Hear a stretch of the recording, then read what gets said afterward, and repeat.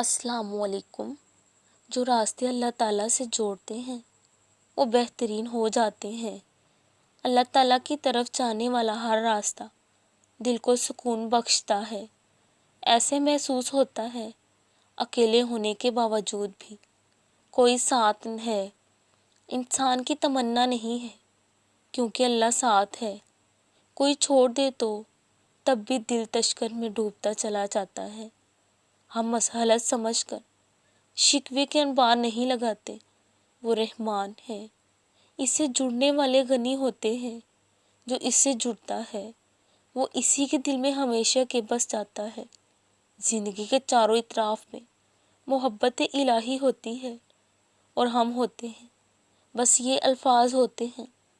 مبارک ہو تم نے اپنے رب کو پا لیا۔ کبھی کسی کے کردار کو خریدنا نہیں چاہیے۔ خامیاں اور برائیاں تو سبھی میں ہوتی ہیں۔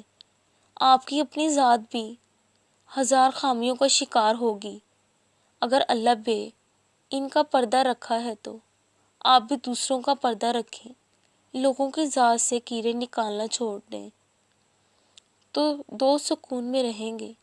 دل تو سب کے اللہ نے معصوم بنائے ہیں۔ اس نے تو انسان کو بہت شفاف طریقے سے بنایا ہے۔ نفرت غلطی اور گناہ سے کرو۔ کرنے والے کے لیے دل میں میل رکھو گے تو اپنا دل بھی میلا ہونے لگے گا۔